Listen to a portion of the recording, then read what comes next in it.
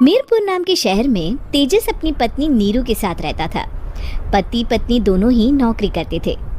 एक दिन तेजस गांव अपनी माँ के पास फोन करता है। हेलो, प्रणाम माँ। जीते रहो माँ, तुम दादी बनने वाली हो। अरे वाह, ठीक है बेटा, मैं कल ही आती हूँ। जब माँ जी शहर पहुंची तो बेटे बहू ने बहुत अच्छे से स्वागत किया। लीजिए माँ जी चाय। अरे गर्मा गर्म पकोड़े ले आओ माँ के लिए। नीरू रसोई में गई और 2 मिनट में ही पकोड़े ले आई। जी ये लीजिए। बहू जादू से बनाए हैं क्या? अभी तो रसोई में गई थी। यम्मी। माँ जी, शीला रसोई में पकोड़े तल रही है, मैं बस लेकर आई। हे भगवान, मेरा धर्म भ्रष्ट कर दिया तूने। अब तो गंगा जल से शुद्धिकरण करना होगा। दूसरे दिन, माँ जी मैंने नाश्ता बना दिया है, ऑफिस जा रही हूँ। पर अभी तो घर का सारा काम शीला आती ही होगी, झाड़ू पोछा बर्तन कपड़े वो सब कर लेगी। हमारे जमाने में घर का सारा काम हम ही करते थे। जी माँ जी, आप बहुत होशियार हैं, मैं घर ऑफिस दोनों नहीं संभाल पाती। तो जरूरत क्या है घर से बाहर जाकर चाकरी करने की? वैसे भी घर का काम खुद करने से घर में बरकत आती है, समझी? पर माँ जी। पर वर कुछ नहीं, इस महीने की पगार मिले फिर ऑफिस बंद है। हाँ। रात को नीरू तेजस से कहती है, सुनिए जी, माँ जी बोल रही थी कि मैं नौकरी छोड़ दूं। वैसे ठीक ही तो है, अभी तुम्हें आराम की जरूरत है। फिर भी आराम कहाँ, शीला को छुड़ाने के लिए बोल रही थी।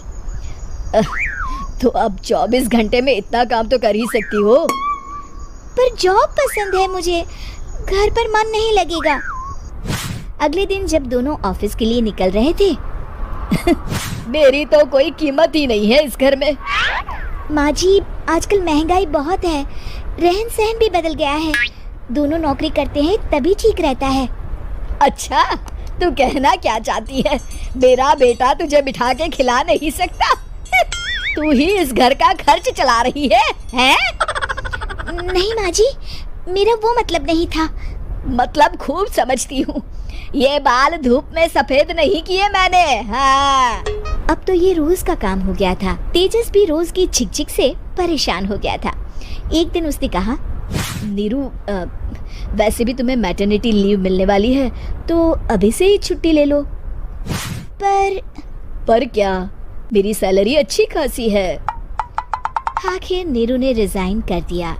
जब बच्चा हुआ तो घर में सब बहुत खुश हुए।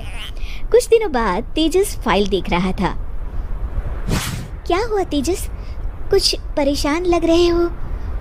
हाँ, वो हमारी जितनी सेविंग्स थी वो तो हॉस्पिटल में और छठी के फंक्शन में खत्म हो गई है नीरू। और अभी वैसे मंदी चल रही है तो मैं बोल रही थी कल मुन्ना को हेपेटाइटिस का टीका लगवाना है। नीरू, क्या पोस्टपोन नहीं कर सकते? नहीं जी, बिल्कुल नहीं। अब तेजस को समझ में आ रहा था कि उससे गलती हुई है। पैसों की कमी का असर घर के माहौल पर भी पड़ रहा था। अगले दिन, बेटा मेरा चश्मा और ये दवाइयाँ ले आना, पर्चा देते हुए माँ जी ने कहा। जी। तेजस, मुन्ना के लिए दूध का डिब्बा और डायपर भी ले आना, और ये किराने के सामान की लिस्ट है, इसे भी लाना है। तेजस गुस्से में लिस्ट मरोड़कर फेंकता है और चिल्लाता है, पैसे क्या पेड़ पर उगते हैं? ये ले आना, वो ले आना। अरे पर ये जरूरत का सामान ही है। वो गुस्से में बिना कुछ कहे ऑफिस चला गया। अरे लंच तो ले जाइए। नीरू दौड़कर डिब्बा पकड़ाती है।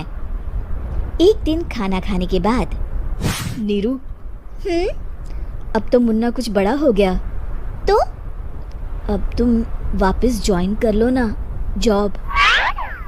पर इस रिसेशन में जॉब मिलना बहुत मुश्किल है। ट्राई तो करो। फिर मुन्ना? माँ जी है ना, और एक फुल टाइम मेड भी लगा लेंगे। पर माँ जी, उन्हें तो पसंद नहीं। तभी माँ जी वहाँ आ जाती है और प्यार से नीरू के सर पर हाथ फेरते हुए बोलती है, अब मेरी समझ में आ गया बहू, पहले के और अब के समय में अंतर है। तुम काम शुरू करो, मुन्ना की जिम्मेदारी मेरी। मेरी प्यारी माँ जी। ये कहकर नीरू उनके गले लग गई। शिक्षा, परिवर्तन संसार का नियम है, हमें भी समय के साथ चलना चाहिए। उम्मीद है कि आपको हमारी ये कहानी पसंद आई होगी। कृपया हमारे चैनल को सब्सक्राइब करें और सभी अपडेट्स के लिए बेल आइकन जरूर क्लिक करें। और हाँ, वीडियो लाइक और शेयर करना मत भूलिएगा। Bye bye.